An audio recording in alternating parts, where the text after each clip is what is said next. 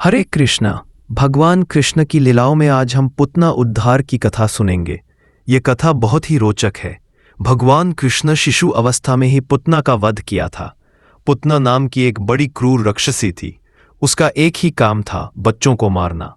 कंस की आज्ञा से वह नगर, ग्राम और अहीरों की बस्तियों में बच्चों को मारने के लिए घूमा करती थी। जहां के लोग अपने प्रतिदिन के कामों में राक्षसों के भय को दूर भगाने वाले भक्तवत्सल भगवान के नाम, गुण और लीलाओं का श्रवण, कीर्तन और स्मरण नहीं करते, वहीं ऐसी राक्षसियों का बल चलता है। वह पुतना आकाश मार्ग से चल सकती थी और अपनी इच्छा के अनुसार रूप भी बना सकती थी।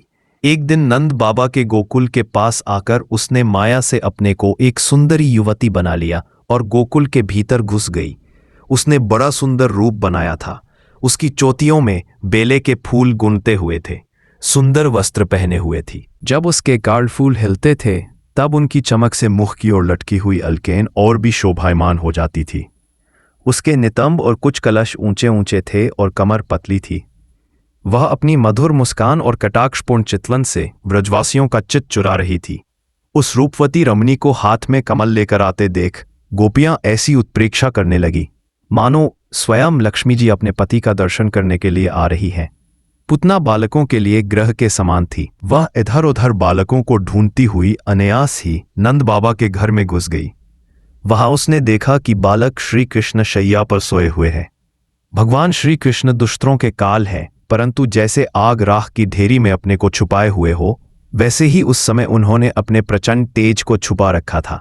भगवान श्री कृष्ण चर अचर सभी प्राणियों के आत्मा है, इसलिए उन्होंने उसी क्षण जान लिया कि ये बच्चों को मार डालने वाला पुतनाग्रह है और अपने नेत्र बंद कर लिए। जैसे कोई पुरुष भ्रमवश सोए हुए सांप को रस्सी समझकर उठा ले, वैसे ही अपने काल रूप भगवान श्री कृष्ण को पुतना ने अपनी गोद में उठा लिया।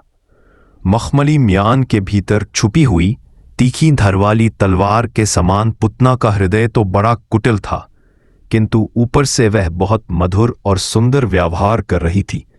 देखने में वह एक भद्र महिला के समान लगती थी, इसलिए रोहिणी और यशोदा जी ने उसे घर के भीतर आते देखकर भी उसकी सौंदर्य प्रभा से हद प्रतिभासी होकर कोई रोक टोक नहीं की, चुपचाप खड़ी खड़ी देखते रही।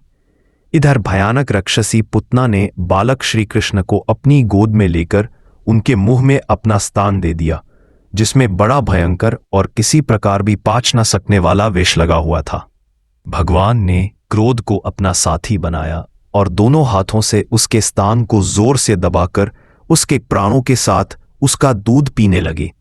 वे उसका दूध पीने लगे और उनका साथी क्रोध प्राण पीने लगा। सभी मर्मस्थान फटने लगे। वह पुकारने लगी, अरे छोड़ दे, अब बस कर। वह बार बार अपने हाथ और पैर पटक पटक कर रोने लगी। उसके नेत्र उलट गए। उसका सारा शरीर पसीने से लथपथ हो गया। उसकी चिल्लाहट का वेग बड़ा भयंकर था। उसके प्रभाव से पहाड़ों के साथ पृथ्वी और ग्रहों के साथ अंतरिक्ष डगमगा उठा। सातों पाताल और दिशाएं गूंज उठीं।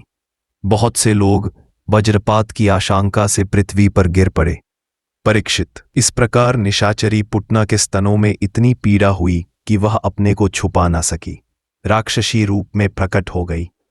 उसके शरीर से प्राण निकल गए, मुंह फट गया, बाल बिखर गए और हाथ पांव फैल गए। जैसे इंद्र के वज्र से घायल होकर वृत्रासुर गिर पड़ा था, वैसे ही वह बाहर गोष्ठ में आकर गिर पड़ी। पुतना के शरीर ने गिरते गिरते भी 6 कोस के भीतर के वृक्षों को कुचल डाला।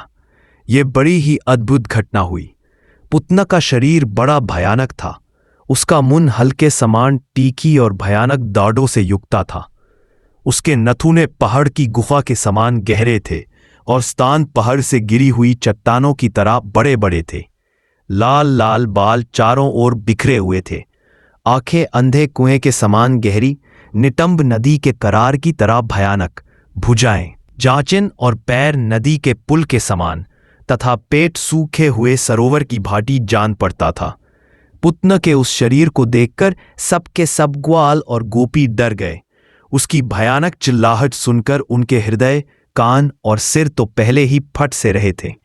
जब गोपियों ने देखा कि बालक श्री कृष्ण उसकी छाती पर निर्भय होकर खेल रहे हैं, तब वे बड़ी घबराहट और उतावली के साथ झटपट वहां पहुंच गईं तथा श्री कृष्ण को उठा लिया।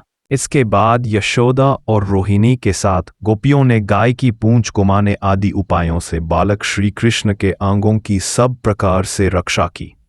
उन्होंने पहले बालक श्री कृष्ण को गोमूत्र से स्नान कराया, फिर सब अंगों में गोराज लगाई और फिर 12 अंगों में गोबर लगाकर भगवान के केशव आदि नामों से रक्षा की। इसके बाद गोपियों ने आचमन करके आज आदि 11 बीज मंत्रों से अपने शरीरों में अलग अलग अंगन्यास एवं करन्यास की और फिर बालक के अंगों में बीज न्यास किया। वे कहने लगे, अजन्मा भगवान तेरे पैरों की रक्षा करें, मणिमान घुटनों की, यज्ञ पुरुष जंघों की, अच्युत कामर की, हयाग्रीवा पेट की, केशव हृदय की, ईश वक्षस्थल की, सूर्यकांत की, विष्णु बाहों की, उर्क्रम मुख की और ईश्वर सिर की रक्षा करें। चक्रधार भगवान रक्षा के लिए तेरे आगे रहे, गदधारी श्रीहरि पीछे, क्रमशः धनुष और खड्ग धारण करने वाले भगवान मधुसूदन और अजन दोनों बगल में, शंखधारी रुगय चारों कोनों में, उपेंद्र ऊपर, हलधार पृथ्वी पर और भगवान परम पुरुष तेरे सब ओर रक्षा के लिए रहे। ऋषिकेश भगवान इंद्रियों की ओर, नारायण प्राणों की रक्षा करे, श्वेत द्वीप के अधिपति चित्त की ओर, योगेश्वर मन की रक्षा करे, कृष्णगर्भ तेरी बुद्धि की ओर, परमात्मा भगवान तेरे अहंकार की रक्षा करे, खेलते समय गोविंद रक्षा करे, सोते समय माधव रक्षा करे, चलते समय भगवान वैकुंठ और बैठते समय भगवान श्रीपति तेरी रक्षा करे, भोजन के समय समस्त ग्रहों को भयभीत करने वाले यज्ञ भोक्ता भगवान तेरी रक्षा करे, दाकिनी रक्षासी और कुष्मांडा आदि बलग्रह, भूत प्रेत पिशाच यक्ष राक्षस और विनायक कोत्रा, रेवती, ज्येष्ठा, पुतना, मातृका आदि शरीर प्राण तथा इंद्रियों का नाश करने वाले उन्मद, पगलपन एवं अपस्मर, मृगी आदि रोग, स्वप्न में देखे हुए महान उत्पात, वृद्धग्रह और बलग्रह आदि, ये सभी अनिष्ट भगवान विष्णु का नाम उच्चारण करने से भयभीत होकर नाश हो जाए। श्री शुकदेव जी कहते हैं, परीक्षित, इस प्रकार गोपियों ने प्रेम पाश में बंधकर भगवान श्री कृष्ण की रक्षा की। माता यशोदा ने अपने पुत्र को स्तन पिलाया और फिर पालने पर सुला दिया। इसी समय नंद बाबा और उनके साथी गोप मथुरा से गोकुल में पहुंचे।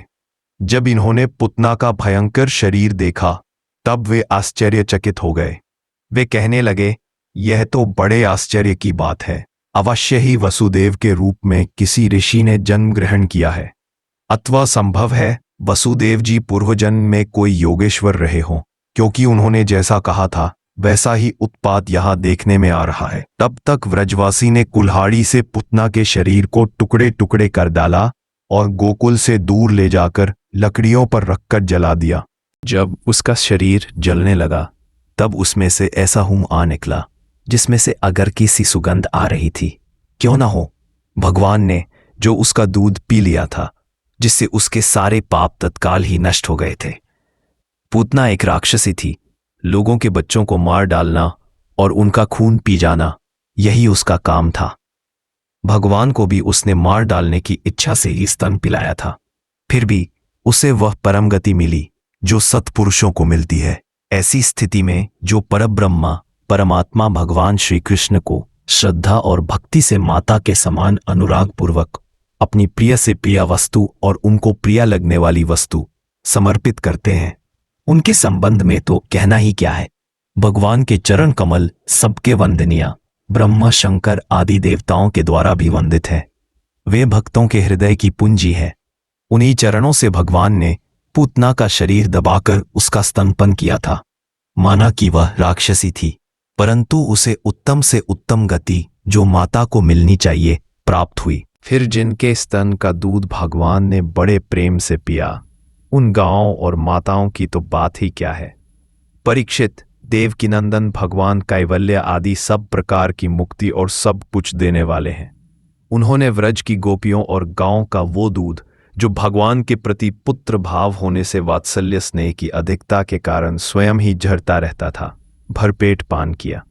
राजन, वे गांव और गोपियां जो नित्य निरंतर भगवान श्री कृष्ण को अपने पुत्र के ही रूप में देखती थी, फिर जन्म मृत्यु रूप संसार के चक्र में कभी नहीं पड़ सकती, क्योंकि यह संसार तो अज्ञान के कारण ही है। नंद बाबा के साथ आने वाले व्रजवासी की नाक में जब चिता के धुएं की सुगंध पहुंची, तब ये क्या है, कहां से ऐसी सुगंध आ रही है, इस प्रकार कहते हुए वे व्रज में पहुंचे। वहां गोपियों ने उन्हें पुतना के आने से लेकर मरने तक का सारा वृत्तांत कहा सुनाया। वे लोग पुतना की मृत्यु और श्री कृष्ण के कुशल पूर्वक बच जाने की बात सुनकर बड़े ही आश्चर्यचकित हुए। उधार शिरोमणि नंद बाबा ने मृत्यु के मुख से बचे हुए अपने लाला को गोद में उठा लिया और बार बार उसका सिर सूंघ कर मन ही मन बहुत आनंदित हुए। ये पुतना मोक्ष भगवान श्री कृष्ण की अद्भुत बाल लीला है। जो मनुष्य श्रद्धा पूर्वक इसका श्रवण करता है, उसे भगवान श्री कृष्ण के प्रति प्रेम प्राप्त होता है।